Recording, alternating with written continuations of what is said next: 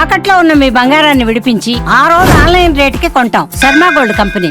ఏంటి మీది లవ్ మ్యారేజా ప్రకాష్ రెడ్డి గారు? లేదండి, అరేంజ్ మ్యారేజ్. Arrange marriage. ఏం చేస్తారు మేడం? అసలుకి ఎవరికి లేదు మీ family? She is a house wife అంతే. అంతే. ఓకే. అసలు మీ నియోజకవర్గంలో లేదు, తిరగడం కానీ ప్రజల సమస్యలు తెలుసుకోవటం కానీ లేదు, మీరు లేదు. అందుబాటులో లేనప్పుడు మా బ్రదర్స్ ఉన్నారు కదా, ఆ, మేము ఇప్పటికే మా ఇంట్లో మేము 5 మంది ఎమ్మెల్యేలను విమర్శ చేస్తారు. ఉమ్, నేను హైదరాబాద్లో ఉన్నా ఈరోజు. ఇంటి దగ్గరికి ఎవరైనా వెళ్తారు ఉంటే మా బ్రదర్స్లో ఎవరో ఒకరు అడ్రస్ చేస్తారు, ఉమ్, లేదా మా నాన్న మాట్లాడతాడు. ఉమ్, మా వదిన గారు కూడా ఆమె ఎంఏ చేసింది, పోస్ట్ గ్రాడ్యుయేట్. ఆమె కూడా ఆ, ఎవరైనా కానీ మా ఆత్మకూరు మండలానికి సంబంధించి ఎవరైనా వెళ్తే కూడా మా అన్న లేకపోయినా నేను లేకపోయినా ఎవరు లేకపోయినా ఏదైనా సమస్య ఉంటే తెలుసుకొని ఫోన్ చేయడం చేసేది. ఉమ్, సో దీనిని దృష్టిలో పెట్టుకొని మేము 5 మంది ఎమ్మెల్యేలను ప్రచారం చేసేవాళ్ళం. ఉమ్, ఉమ్. కాదు, మంచి హైట్ వెయిట్, ఇంకా బీటెక్ అంటే మీరు అక్కడ చేశారు కాబట్టి బెంగళూరులో మంచి ఫాస్ట్ కల్చర్ అక్కడంతా. ఎవరు లవ్ చేయలేదా మిమ్మల్ని? అప్పట్లో మేము 95 బీటెక్ అండి, 95 బీటెక్ కంప్యూటర్ సైన్స్.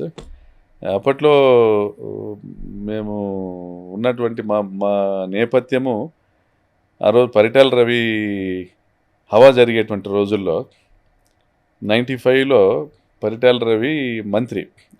ఆ రోజుల్లో మా పైన ఈ గ్రామీణ వాతావరణము, దీనికి సంబంధించి ఫ్యాక్షన్ రాజకీయాలకు సంబంధించినటువంటి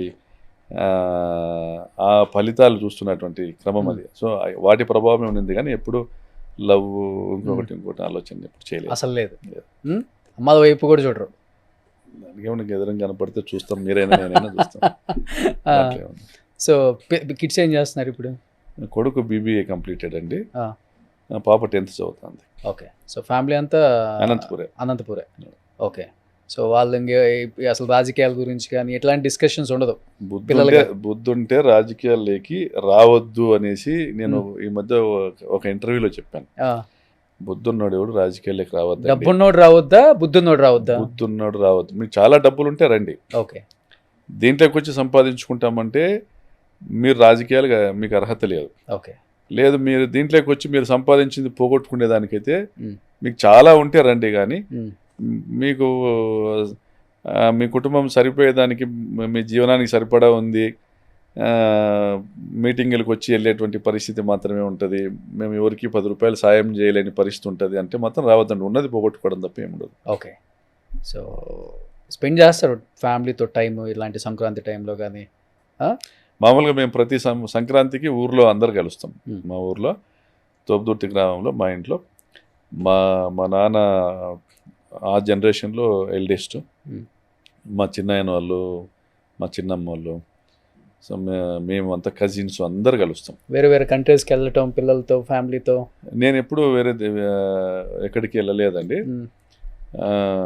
సో మా పిల్లలకి అందరికి పాస్పోర్ట్స్ ఉన్నాయి. మేము ఎప్పుడు బయటికి వెళ్ళలేదు, అవుట్ ఆఫ్ ఇండియా ఎప్పుడు వెళ్ళలేదు అస్సలకి, లేదు, ఇంతవరకు కూడా లేదు. అరే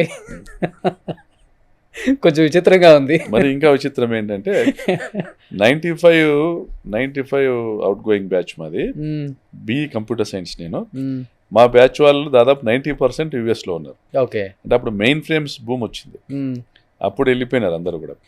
దాని తర్వాత వేరియస్ ప్లాట్ఫామ్స్ మీద సెటిల్ అయిపోయినారు. చాలామంది ఓన్ IT కంపెనీస్ ఉన్న వాళ్ళు ఉన్నారు, చాలామంది పెద్ద పెద్ద స్థాయిలో ఉన్నారు ఐటీలో.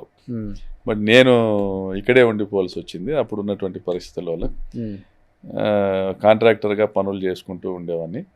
దాని తర్వాత ఈ మధ్య అది కూడా లేదు, ఇప్పుడిప్పుడే రియల్ ఎస్టేట్ వైపు అడుగులు వేస్తా ఉన్నా. ఇప్పుడే చిన్న చిన్న అడుగులు. అది ఎలా ఉంటుందో తెలుసా? అది ట్రై చేస్తాం. హైదరాబాదా బెంగళూరా? బెంగళూరు అండి. బెంగళూరు మాకు 2 hours డ్రైవ్. అంతే. అనంతపూర్ నుంచి. ఇప్పుడు బెంగళూరు బాగుందన్నారు కంపేర్ టు హైదరాబాద్? బాగుంటుంది బెంగళూరు. నార్త్ బెంగళూరు అంతా కూడా స్టార్ట్ చేశారు అయితే? లేదు, ఇంకా మా ఫ్రెండ్స్ ఉన్నారు కదా, మా కొలీగ్స్ మాతో పాటు ఓడిపోయిన వాళ్ళు ఉన్నారు కదా. సో అక్కడ రియల్ ఎస్టేట్లో ఉన్న వాళ్ళు ఉన్నారు, వాళ్ళని పట్టుకొని. సో నెక్స్ట్ ఎలక్షన్స్కి మళ్ళీ సంపాదించాలి కదా. మాకైనా అవసరమే కదా, కుటుంబ అవసరాలకైనా డబ్బు అవసరమే కదా.